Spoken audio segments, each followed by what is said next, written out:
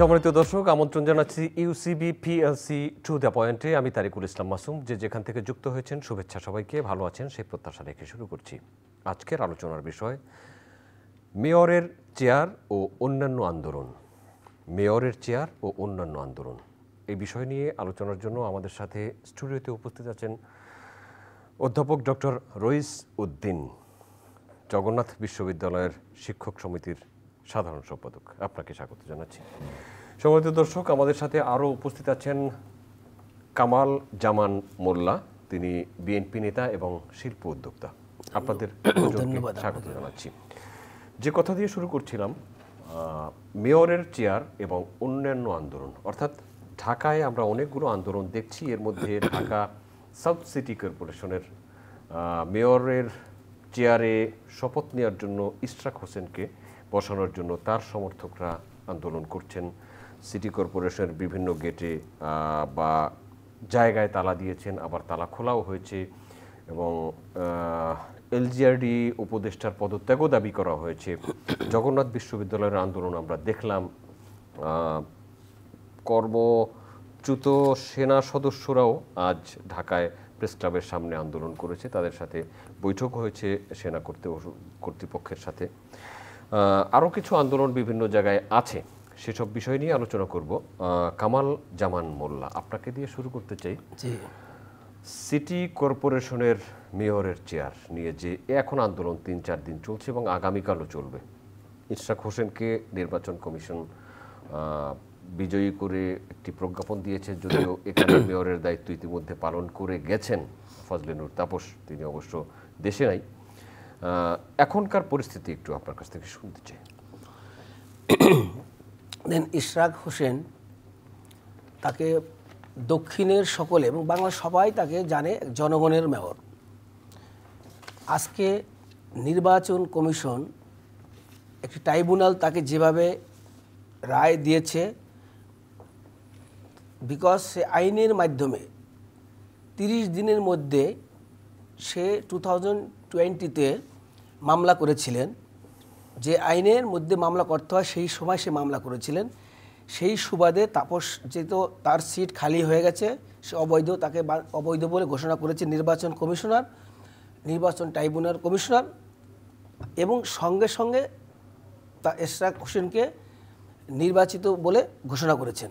এবং সেটা আপনারা দেখছেন আদালতেরও সম্মতি আছে এবং সেখানে আইন মন্ত্রণালয়েরও একটা মতামত আছে এবং তার পক্ষে গ্যাজেট প্রকাশ হয়েছে। একটা গ্যাজেট প্রকাশ হয়ে যাওয়ার পরে এখানে তো আমি মনে করি না আর কোনো বাধা থাকতে পারে।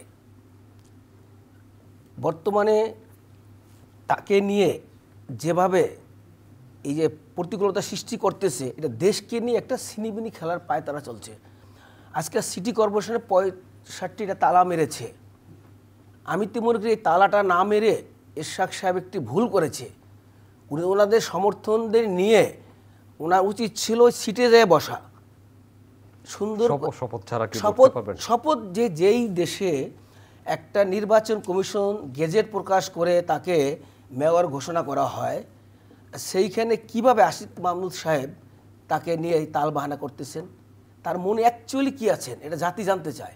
সে কি চাচ্ছেন? সে কেন এই ছোট্ট একটি ঘটনাকে নিয়ে চিটাগাংয়ে মেয়র হয়েছে না? আর সে তো নির্বাচিত মেয়র, সে তো ভোটের মাধ্যমে মেয়র। সে বলতে যাচ্ছে আওয়ামী লীগের আমলে সমস্ত নির্বাচনের সে অ্যাকসেপ্ট করবে না। তা আওয়ামী লীগ আমলে, এই তাপসের আমলে যতগুলো আইন হয়েছে সব বাতিল করেন, যতগুলো চাকরি দিয়েছে যারা যেই কাজ করে সব ক্যান্সেল করেন। এগুলো করতে পারবেন? যদি সেগুলো বাস্তবায়িত হতে পারে তো এই নির্বাচনে কেন ইশরাককে চেয়ার দেওয়া হবে না? সে বৈধভাবেই কিন্তু গিয়েছে। শপথ তো একটি ফর্মালিটিস, কিন্তু ওই শপথ যে ফর্মালিটিস, সেই ফর্মালিটিস ছাড়া তো নির্বাচিত প্রতিনিধিরা দায়িত্ব পালন করতে পারেন না। দেখেন, আমি শপথের ক্ষেত্রে যদি বলি, 2018 সালে মির্জা ফখরুল ইসলাম আলমগীর নির্বাচিত হয়েছিলেন, তাকে দলের পক্ষ থেকে শপথ নিতে নিষেধ করা হয়েছে, তার কিন্তু আসন শূন্য হয়ে গেছে এবং অন্যরা শপথ নিয়েছিলেন। শপথের গুরুত্ব এখানেই। দুইটার প্রেক্ষাপট ভিন্ন। উনি শপথ নিতে চান নাই। মানে আমি প্রেক্ষাপটটা এই জন্য বলছি যে শপথ ছাড়া কি দায়িত্ব পালন করতে পারবে? অবশ্যই শপথ নেওয়াটা একটা ভেরি ইম্পর্টেন্ট কাজ, বা কেউ যদি আপনাকে অন্যায়ভাবে এটাকে নিয়ে দুষ্টামি করে সিনিবিনি খেলে, আমি তো মনে করি বর্তমানে এই মন্ত্রণালয় আসিফদের পাশে আওয়ামী লীগদের সেই দূষর এখনও রয়ে গেছে, যারা এই গেমটা জাতিকে নিয়ে খেলতেছে।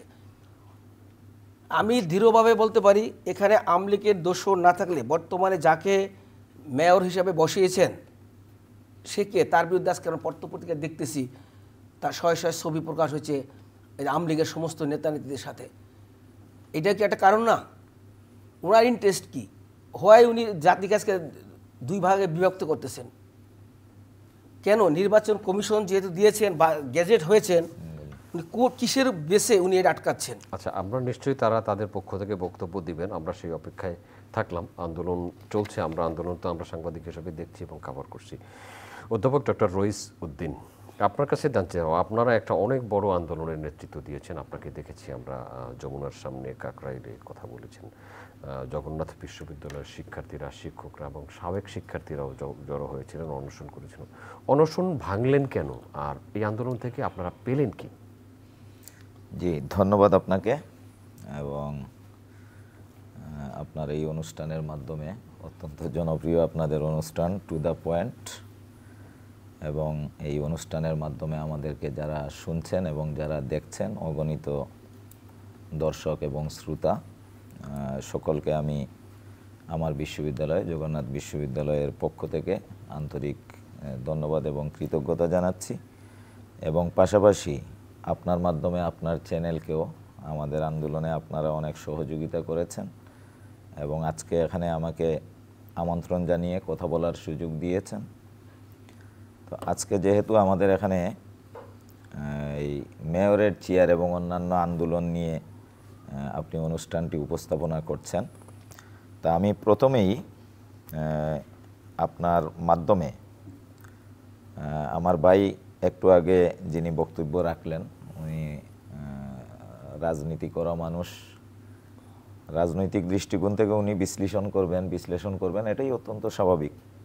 তা আমি যেহেতু একজন শিক্ষক মানুষ এবং গবেষক, আপনার মাধ্যমে আমাদের বর্তমান যারা সরকার পরিচালনা করছেন ওনাদের কাছে একটা বিনীত জিজ্ঞাসা, এই যে আন্দোলনগুলো হচ্ছে, এই আন্দোলনের দায়টুকু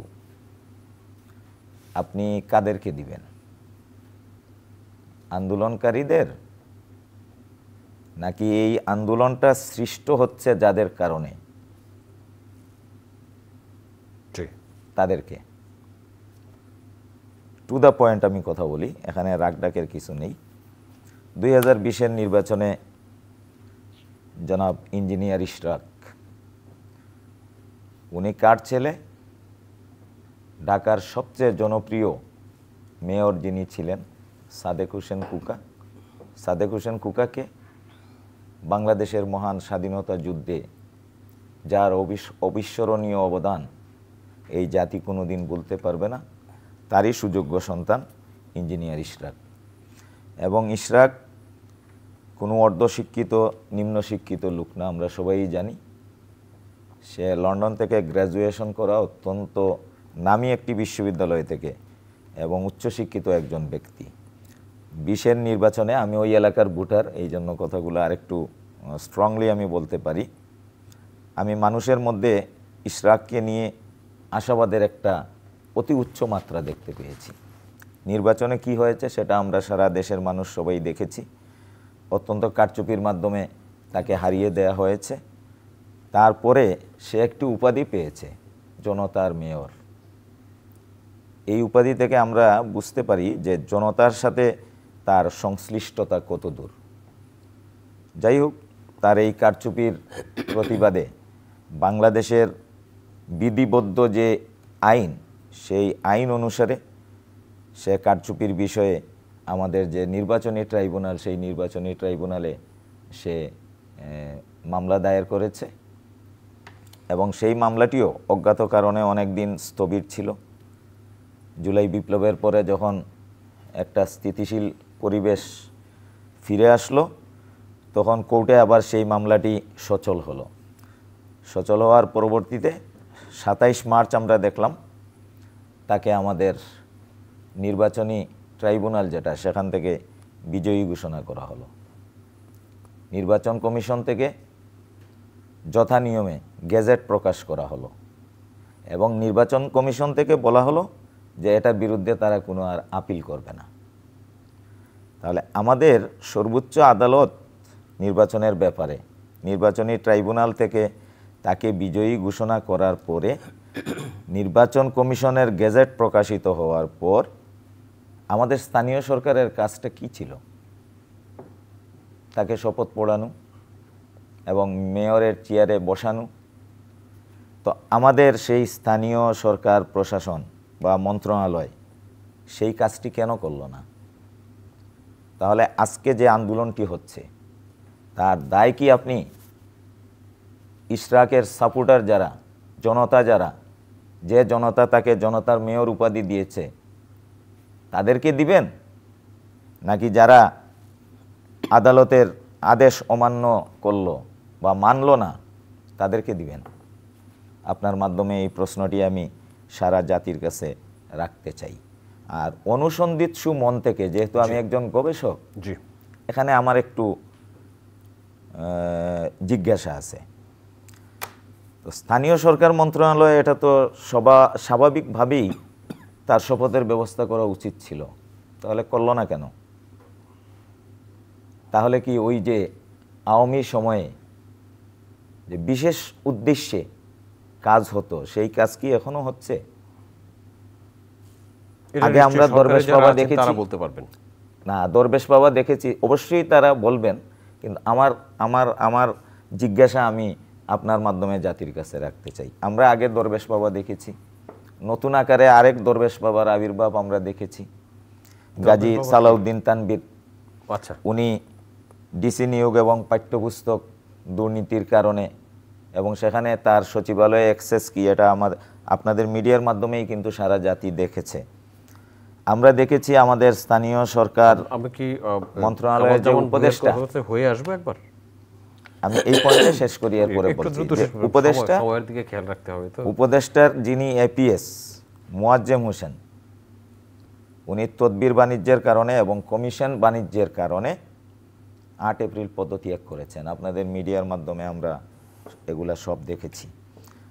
তো আমার প্রশ্ন হলো যে এখানে যে ডিসি মানে প্রশাসক যে নিয়োগ দেওয়া হয়েছে সিটি কর্পোরেশনে, তো সেই প্রশাসককে যাতে না সরানো লাগে, কারণ মেয়রের চেয়ারে উনি বসলে তো আর প্রশাসক নেই। তো প্রশাসক নিয়োগের ক্ষেত্রে কি এই টাইপের কিছু এখানে আছে কিনা, নয়তো কেন সরাবে না? আচ্ছা, সে বিষয়ে আমার জিজ্ঞাসা। আর জগন্নাথ প্রশ্নে অবশ্যই আমি কথা বলবো, যেহেতু আমি এই আন্দোলনে ছিলাম। আপনি যথার্থই প্রশ্ন করেছেন এবং আমারও কিছু বলার আছে। জগন্নাথ প্রশ্নে আসবো, তাহলে ওনার কাছে একটু হয়ে আসি, কারণ আমাদের তো সময় ব্যালেন্স করতে হবে। কামাল জামান ভূঁইয়া, ঢাকা বিশ্ববিদ্যালয়ের একজন শিক্ষার্থী, সাম্য হত্যা হলো, বিচারের দাবিতে প্রতিদিনই আন্দোলন হচ্ছে। কয়েকজনকে গ্রেফতার করা, 3 জনকে গ্রেফতার করা হয়েছে আরও, এবং এই গ্রেফতার এবং এই হত্যা নিয়েও কিন্তু পাল্টাপাল্টি অভিযোগ আছে রাজনৈতিক দলগুলোর মধ্যে। আপনারা জানেন গত মাসে গুলশানে প্রাইম ইউনিভার্সিটি একটা ছাত্রকে মেরেছে। সিসি ক্যামেরার ফুটেজে ধরা পড়েছে বৈষম্য ছাত্রদের 4 জন সেখানে প্রেজেন্ট থেকে তাকে মেরেছে। তো এখনও যে ঢাকা যে ইউনিভার্সিটির ছাত্র মারা গেছেন, সেখানে তো আপনারা জানেন ইউনিভার্সিটিতে এখন কারা উচ্ছৃঙ্খল করতেছেন, কারা এটার সাথে জড়িত আছেন। যদিও এটা আমি 100% শিওর হয়ে বলতে পারছি না, বাট আমি জানি এটার সাথে যে ছাত্ররা জড়িত আছেন তাদের একটা অংশ এটাকে ধামাচাপা দেওয়ার জন্যই বর্তমানে আন্দোলন করছেন। আমি শুধু একটি কথা বলতে চাই আপনাকে আসিফ মাহমুদ সাহেবকে নিয়ে। আসিফ মাহমুদ সাহেব, উনি এই যে ভাই যে কথা বললেন যে প্রশাসক বসাইছেন, প্রশাসককে বসায় রাখার জন্য উনি বাংলাদেশটাকে একটি বিশৃঙ্খলা করতেছেন। আপনারা জানেন আজকে যে আন্দোলনটা ছোট আকার হচ্ছে, এটা কিন্তু বিএনপি কোনো কর্মসূচি এখনও দেয়নি, তার সমর্থকরা শুধু আন্দোলন করতেছে। কালকে যদি পুরো বিএনপি সমর্থন দিয়ে বসে, তাহলে আপনি মনে করেন ওই অর্থ এলাকায় আশেপাশে কোনো হাইকোর্ট, জজ কোর্ট, সচিবালয় কোনো কিছু থাকবে, সব আসল হয়ে যাবে না? তো এই জন্য দায়ীকে বর্তমানে আসিফ মাহমুদকে আমি রিকোয়েস্ট করতেছি, আপনারা যেখানে আছেন ততটুকুই করুন। আমাদের গ্রাম্য ভাষায় একটি কথা আছে, কুয়ার ব্যাং যদি নদীতে যায় লাফাতে লাফাতে কিন্তু এক পর্যায়ে মারা যায় না টায়ার্ড হয়ে যায়।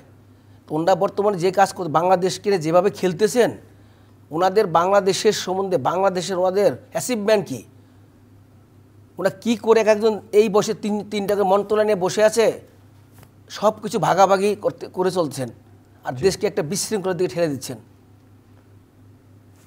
অবশ্যই তার উচিত পদত্যাগ করা। উনি কেন বাংলাদেশকে আজকে এই বিশৃঙ্খলার দিকে ঠেলে দিচ্ছেন? আমি মনে করি জনগণের দাবি ওনার পদত্যাগ করা।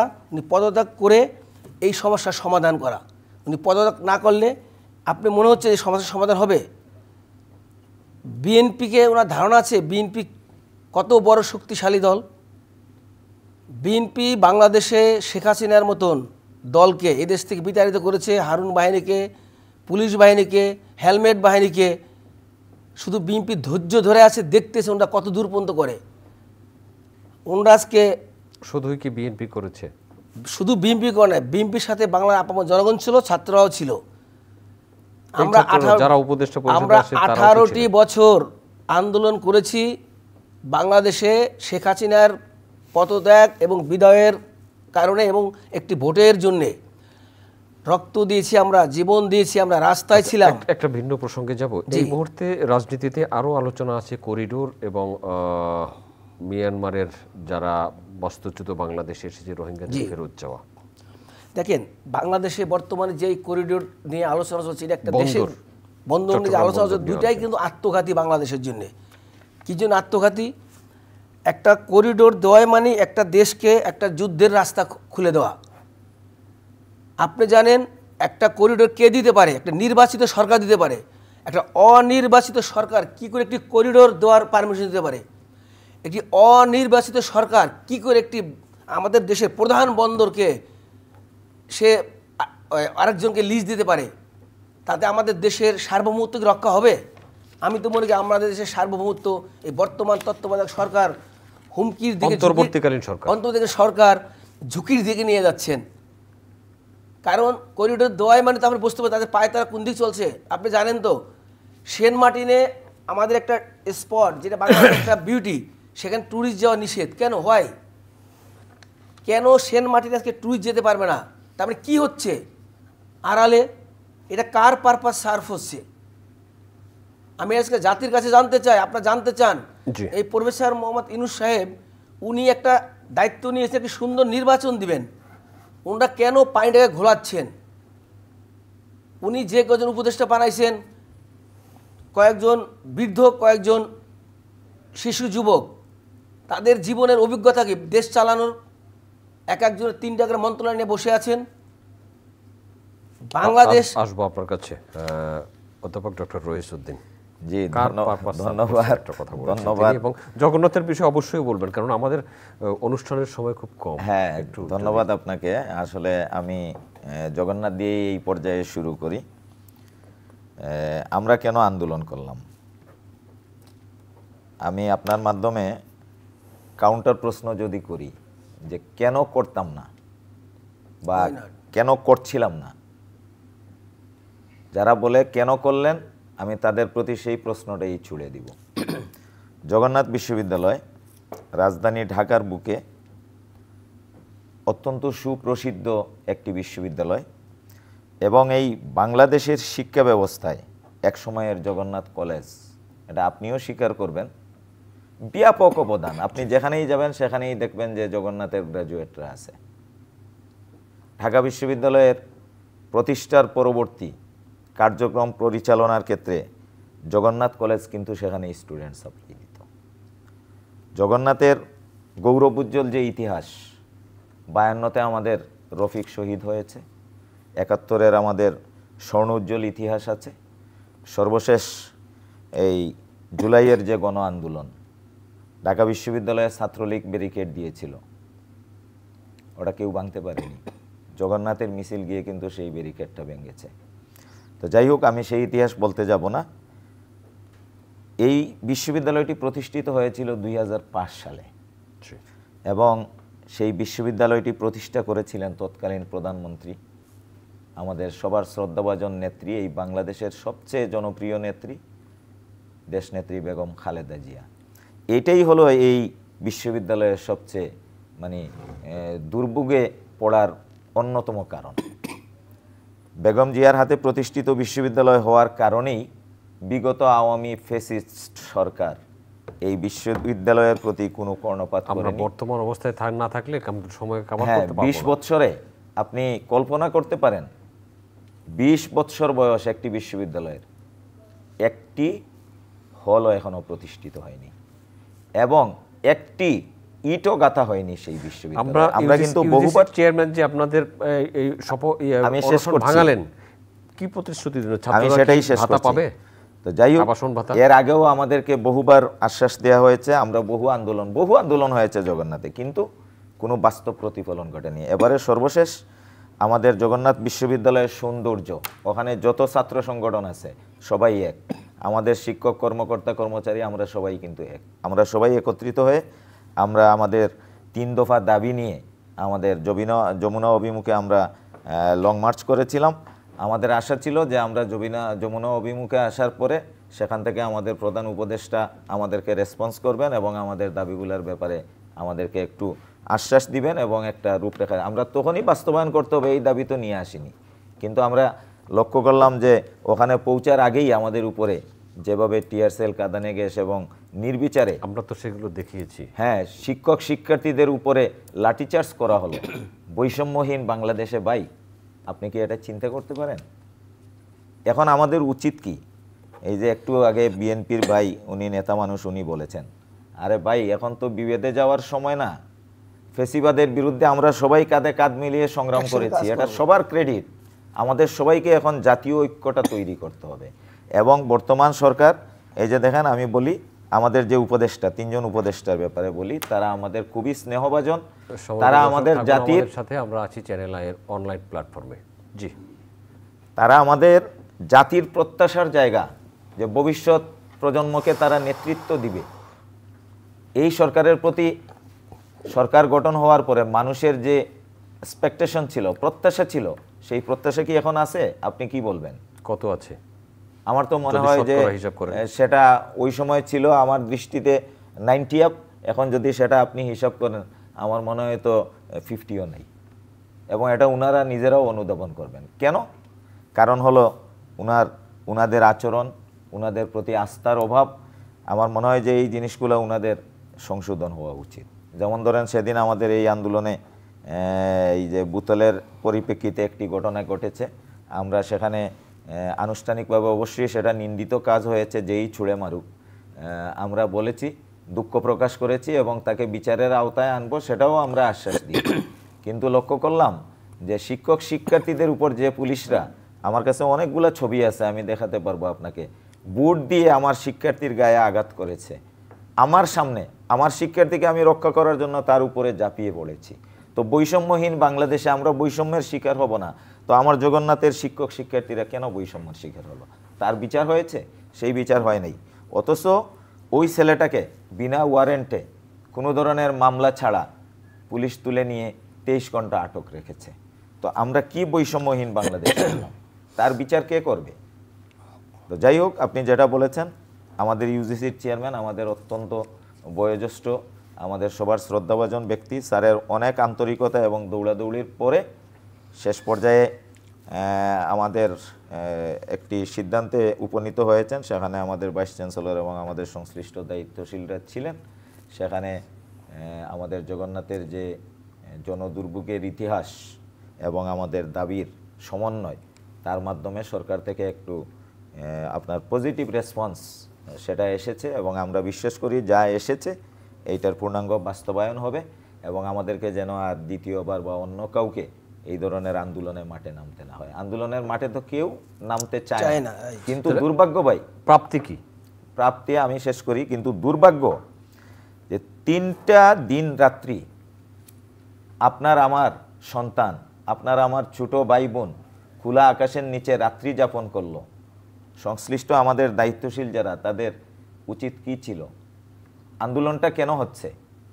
আমরা এখানে বিভিন্ন আপনার দাবির প্রসঙ্গ আছে, দাবি করবে, এটাই স্বাভাবিক। তো আপনি যখন দায়িত্বশীল, সবাইকে তো আপনি আর সব কিছু দিয়ে দিতে পারবেন না, কিন্তু আপনি তো অভিভাবক, আপনি তাকে ডাকুন, দায়িত্বশীলতার সাথে ডাকুন, তার প্রয়োজন শুনুন, তাকে কনভিন্স করুন। কিন্তু সেই মানে স্টেপ কোথায় আমাদের দায়িত্বশীলদের পক্ষ থেকে? বিভিন্ন জায়গায় বিভিন্ন লোকজনকে নিয়োগ দেওয়া হয়েছে। আপনি কি মনে করেন এই যোগ্যতার ভিত্তিতে এবং যে লোক যে কাজের যোগ্য তাকে সেই জায়গায় বসানো হয়েছে? হয়নি। আমরা দেখেছি অনেকগুলা নিয়োগ হয়েছে, হয় কোনো অ্যাঙ্গেলে হয়েছে, মাইমেন, সব কাজেই শুধু মাইমেন খুঁজা। তো মাইমেন খুঁজা সংস্কৃতি যদি চালু থাকে, তো এই জাতি কখনো উপকৃত হবে না, এবং এই জাতির সামনে আমি কোনো আশা দেখতে পাই না। কারণ মাইমেন বাদ দিতে হবে, আপনাকে বিশেষ অঞ্চলের লোক আপনি খুঁজবেন, বাদ দিতে হবে। আপনি বিশেষ সংস্থার লোক কিনা সেটা খুঁজবেন, বাদ দিতে হবে।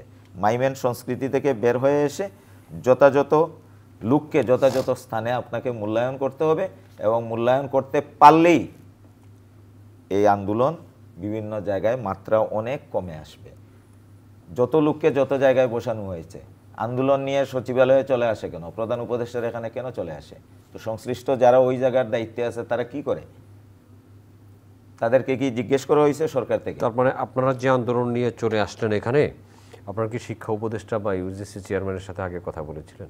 বহু কথা বলা হয়েছে। এর আগে আপনার শিক্ষা মন্ত্রণালয়ে আমাদের যৌথ সভাও হয়েছিল, সেখানে রেজুলেশনও হয়েছে, ওই পর্যন্তই শেষের পরে আর কিছু হয়নি। এবং আপনি কল্পনা করতে পারেন, গত 4-5 মাসে আপনার সন্তান তুল্য শিক্ষার্থী, 6টা শিক্ষার্থী আত্মহত্যা করেছে একটি বিশ্ববিদ্যালয়ে। সেটা কল্পনা করা যায়? জগন্নাথের। এবং আমরা যে বিল্ডিংগুলোতে ক্লাস করাই, কোন দিন যে আমাদের কি হয় আমরা নিজেরাও জানি না। কোনোটার ছাদ খসে পড়ছে, কোনোটার অলরেডি দেয়াল ফেটে গেছে। এই অবস্থার মধ্যে আমরা কিন্তু সেখানে আমার শিক্ষার্থীরা ক্লাস করে এবং আমরা সেখানে ক্লাস করাই। তো সুতরাং এই পরিস্থিতি একটা বিশ্ববিদ্যালয়ের জন্য কখনোই কাম্য নয়, কারোর জন্যই কাম্য নয়। এবং আমি অভিভাবক, আমার সামনে যদি আমার সন্তান তুল্য শিক্ষার্থীকে পুলিশ বুট দিয়ে লাথি মারে, কি জীবন বাজি রেখে আমরা ফেসিবাদের বিরুদ্ধে আন্দোলন করলাম? ফেসিবাদ মুক্ত বাংলাদেশে এটা কি প্রত্যাশা করা যায়? যাই হোক, আপনার মাধ্যমে আমি সবাইকে এই যে মেসেজটুকু ক্লিয়ার করতে চাই যে আমাদের যে আন্দোলনটি হয়েছে সেটা অত্যন্ত আমাদের নিড বেসিস, উচ্চাবিলাসী আমাদের কোনো চাওয়া মোটেও ছিল না। আমরা ন্যায্যতার ভিত্তিতে আমাদের অধিকারের প্রশ্নে, এবং এটা কিন্তু আমাদের দাবি না, এটা আমাদের অধিকার, শিক্ষা কিন্তু অধিকার, সেই অধিকারের প্রশ্নে কিন্তু আমরা আমাদের আন্দোলন করেছি। এবং সরকার থেকে সর্বশেষ যে রেসপন্স করা হয়েছে, এই জন্য আমি সরকারের সংশ্লিষ্ট যারা আছেন তাদেরকে অবশ্যই ধন্যবাদ দিব, এবং বিশেষ ধন্যবাদ দিব আমি ইউজিসির সম্মানিত চেয়ারম্যান স্যারকে। কারণ উনি এই বয়সে অভিভাবকত্ব নিয়ে অনেক জায়গায় উনি ছুটে গিয়েছেন এবং শ্রম দিয়েছেন, এবং তারই ফলশ্রুতিতে আমাদের মাননীয় প্রধান উপদেষ্টা আমাদের আস্থার জায়গা, উনি নোবেল বিজয়ী এবং অনেক সুখ্যাতি সম্পন্ন লোক। আমি বিশ্বাস করি যে দেশের এই যে একটা হযবরল অবস্থা বিভিন্ন জায়গায়, তো উনি জাতীয় অভিভাবকের জায়গা থেকে এই বিষয়গুলো দ্রুত আকারে চেক দেওয়ার চেষ্টা করবেন, এবং সবাই যেন তার অধিকার পায়, কেউ যেন তার অধিকার থেকে বঞ্চিত না হয়। কামাল জামান মোল্লা, আমরা শেষ করব আপনাকে। হযবরল অবস্থা কেন বললেন তিনি? দেখেন, হযবরল একটাই কারণ, বর্তমান অনির্বাচিত সরকার প্রতিশ্রুতি ছিল একটি সুন্দর নির্বাচন দিয়ে, যে নির্বাচন 18টি বছর জনগণের দাবি ছিল। সে নির্বাচন দেওয়ার সময় সরকারের পক্ষ থেকে যা বলা হয়েছে ডিসেম্বর এবং জুনের মধ্যে, সেই সময় তো আসেনি এখনো। না, সেই ঘোষণাটা উনি দিচ্ছেন না কেন? উনি ঘোষণাটা না দিয়ে যেভাবে দেখেন, যেভাবে ওনারা তালবাহানা করতেছেন, কোনো একটা কাজেই তো ঠিকভাবে করতেছেন না। এই যে ভাই বললেন, যেভাবে এক একজন লোককে যেভাবে বসাচ্ছেন সিস্টেম ছাড়া, যার যার পছন্দের লোককে বেছে বেছে বসাচ্ছেন, এটা কি? এটা তো সিস্টেমে পড়ে না। এটা নির্বাচিত এশরাক সাহেবকে, যার গেজেট হয়ে গেছে, তাকে সিটে না বসে একটা আন্দোলনের দিকে নিয়ে যাচ্ছেন দেশকে ইচ্ছা করে। এই জন্য আমি বলি বর্তমান সরকারকে একটি সুন্দর নির্বাচন দিয়ে, নির্বাচন হচ্ছে জাতির জন্য বর্তমানে প্রথম প্রধান সংস্কার। কারণ যেই জাতি 18টি বছর ভোট দিতে পারেনি সেই জাতির যদি নির্বাচনের সিস্টেম করা হয়, এটা প্রথম সংস্কার। এই মতো 9 মাসে কোনো সংস্কার করেনি দৃশ্যমান, শুধু বলতে সংস্কার করব। একটি সংস্কার দৃশ্যমান করেছে, তারা শুধু তাল বাহানা করে টাইম ক্ষেপণ করছে। রাজনৈতিক দলগুলোর সাথে আলোচনা চলছে তো, এই আলোচনা করলে 1 মাসে সম্ভব ছিল। তারা টাইম কিল করছে, তারা জনগণকে নিয়ে খেলা করছেন, জনগণ এখন ধুমরু জ্বালানোর মধ্যে আছেন। আমরা চাই প্রফেসর ডক্টর ইউনূস সাহেব, উনি অনেক সুনামধন্য দেশ বিদেশে, উনি কারো কথায় পথ থেকে বিচলিত না হয়ে উনি সুন্দর একটি নির্বাচন জাতিকে উপহার দিলে জাতি সবচেয়ে বড় উপকৃত হবে এবং গণতন্ত্র পূর্ণ প্রতিষ্ঠা হবে। বিএনপি পরিবার শুধু আন্দোলন করছে এই ভোটের জন্য, শুধু সবাই বলে ভোট কেন বিএনপি চায়, কারণ 18টি বছর রাস্তা আন্দোলন করেছি শুধু ভোটের জন্যে, আর এই ছাত্ররা 1 মাস আন্দোলন করেছে কোঠার জন্যে। কোঠা থেকে আমরা তাদেরকে এই আন্দোলনকে প্রোভাইড করেছি 1 দফায় শেখ হাসিনার বিদায়ের দিকে। কোঠা আর আমাদের শেখ হাসিনার পদ এক ছিল। কিন্তু ছাত্রদের পক্ষ থেকে বলা হচ্ছে যে আপনারা যে 17 বা 18 বছর আন্দোলন করছেন, সেই আন্দোলনের ব্যর্থতার কারণেই তারা সফল হয়েছে। এটা আপনি বলতে পারেন আর ছাত্ররা বলতে পারেন, এটা আমি বলতে পারি না। কেন? আমরা রাজপথে ছিলাম, যুদ্ধ করেছি, আন্দোলন করেছি, শহীদ হয়েছি, আমাদের হাজারো ভাই রক্ত দিয়েছে। সে প্রত্যেকটি রক্তের মূল্যায়ন হয়েছে জুলাই আগস্টে। একদিনে পৃথিবীতে কিছুই হয় না, একটা গাছও একদিনে বড় হয় না, আর একদিন আন্দোলন আজ অব্দি পৃথিবীতে হয়নি। আন্দোলন হয় রক্তের বিনিময়ে, রক্ত দিতে দিতে দিতে দিতে সেটার প্রতিদান হয়েছে। এটা আপনার মনে আছে একটি কথা আমি আরেকবার বলেছিলাম, 5 জন ছাত্রকে অ্যারেস্ট করে নিয়েছিল, সেই অ্যারেস্ট করে নেওয়ার পর তারা কি সিগনেচার করে বলেছিল না আমরা আন্দোলন স্থগিত করলাম? বাট আমরা বিএনপি পরিবার আমাদের লাশ ট্রাকটিকে ফেলাইছে, ঝুলাই আমাদেরকে মারছে। আমরা কিন্তু একদিনের জন্য 18 বছর বই নেই আন্দোলন বন্ধ করব। আমরা বলছি জীবন থাকতে, রক্ত থাকতে বাংলার মাটিতে নির্বাচন করে ছাড়বো ইনশাল্লাহ। আর আজও আমাদের প্রতিজ্ঞা, যতদিন পর্যন্ত বাংলার মাটিতে নির্বাচন, সুষ্ঠু নির্বাচন না হবে আমাদের আন্দোলন অব্যাহত থাকবে। আপনারা মনে করেন না যে বিএনপি চুপ কেন, বিএনপি দেখতেছেন। আমাদের প্রিয় নেতা তারেক রহমান সাহেব সে দেখতেছেন কত দূর পর্যন্ত খেলতেছে। আমি মনে করি প্রফেসর ইউনূস সাহেব বলেছেন 6 মাস, আমি মনে করি ডিসেম্বর থেকে জানুয়ারির মধ্যে নির্বাচন দিলে। গতকালের বক্তব্যটা নিশ্চয়ই দেখেছেন, তিনি বলেছেন যে করিডোর এবং বন্দর এটি নির্বাচিত সরকারের ব্যাপার। অবশ্যই অনির্বাচিত, আমি একটু বলে গেছি, করিডোর দিতে হলে তাই নির্বাচিত সরকার লাগবে। সে কী করে দেবে? অনির্বাচিত সরকার একটা দেশের মধ্যে একটা যুদ্ধের রাস্তা হয়েছে করিডোর, সেটা করে দিতে পারে না, এটা অবৈধ। আচ্ছা, ধন্যবাদ। আমরা শেষ করব, রইস উদ্দিন স্যার আপনার কাছ থেকে শেষ করব। বাংলাদেশের সার্বিক পরিস্থিতি, যে করিডোর নিয়ে কথা বললাম, বন্দর নিয়ে কথা বললাম, বা রাখাইনদের রোহিঙ্গাদের ফেরত যাওয়া, সার্বিক বিষয়, যেসব বিষয় সোশ্যাল মিডিয়ায় অনেক কিছু থাকে যেগুলো ছোট্ট করে, এই বিষয়টি অ্যাকচুয়ালি আমাদেরকে খুবই আতঙ্কিত করছে। বিষয়টি পুরোটাই কারো কাছেই ক্লিয়ার না। আমি আশা করব যে আমাদের আন্তর্জাতিক সম্পর্কের বিষয় যিনি দেখেন এই বিষয়টি তিনি ক্লিয়ার করবেন, কারণ করিডোর দেওয়া নিয়ে অতীতে অনেক কথা হয়েছে। তারপরে আপনার রোহিঙ্গা ইস্যু নিয়ে এটা আমাদের জাতীয় নিরাপত্তার হুমকির কারণ হয়ে দাঁড়াচ্ছে এবং আমাদের বয়ের আরও অনেক কারণ আছে। কারণ এই করিডোর হয়ে যাওয়ার পরে আমাদের পার্বত্য অঞ্চলের সার্বিক স্বাধীনতা, সার্বভৌমত্ব এবং নিরাপত্তা অক্ষুণ্ণ থাকবে কিনা এটা আমাদের অনেককেই ভাবিয়ে তোলার কারণ। এবং করিডোর তো নয়, এখানে জিওপলিটিক্সের কি শিকার আমরা হতে যাচ্ছি সেটাও আমাদের আসলে বিবেচনার বিষয়। আর আমি ছোট্ট করে আরেকটি জিনিস বলি, সংস্কারের সূত্র ধরে অনেক সংস্কার তো হচ্ছে। তো আপনার কি মনে আছে যে আওয়ামী লীগের শেষের দিকে এসে আমাদের প্রাইমারি এবং হাই স্কুলের শিক্ষকদের এই যে ডায়াসে তুলে বেঙ্গল লাভ দেওয়ানো হয়েছিল, আবার হলো তিড়িং তিড়িং কি জানি চালাই, তিড়িং তিড়িং নৌকা চালাই কি, এইসব স্লোগান দিয়ে মানে অনেক কিছু শিক্ষা দেওয়া হচ্ছিল। তা আমাদের মায়েরা কিন্তু এতে খুব ক্ষুব্ধ ছিল। তো জুলাই বিপ্লবে এই মায়েরা কিন্তু, যে মায়েরা পর্দানশীল ঘরের ভিতরে থাকতো, তারা কিন্তু মাঠে নেমে এসে ফ্যাসিবাদের বিরুদ্ধে আন্দোলনে যোগ দিছে। তো এখন অনেক সংস্কার কমিশন হলো, তো আমার শিক্ষা সংস্কার কমিশনটা কোথায়? একটা জাতিকে আপনার উন্নত করতে গেলে তো শিক্ষা সংস্কার লাগবে। তো সেই শিক্ষা সংস্কার কমিশন আদৌ গঠন করা হয়নি, এবং শিক্ষা খাতে যদি বাজেট আপনি বৃদ্ধি না করেন এই জাতি কখনো কিন্তু সামনে এগিয়ে যেতে পারবে না, কারণ শিক্ষার উন্নয়ন ছাড়া কিন্তু আমাদের সামনে আগানোর কোনো রাস্তা নেই। আর ভাই যেভাবে হতাশা ব্যক্ত করলেন, আমি কিন্তু এত হতাশ না। আমি বিশ্বাস করি একটা দেশে আর যেন ফেসিবাদের জন্ম না হয়। আমরা সবাই মিলে ফেসিবাদের বিরুদ্ধে আন্দোলন করেছি, এখন ক্রেডিট নিতে গিয়ে আমাদের মধ্যে যেন বিভেদ তৈরি না হয়। সেই বিভেদ যদি তৈরি হয় আবারও কিন্তু ফেসিবাদের জন্ম হবে।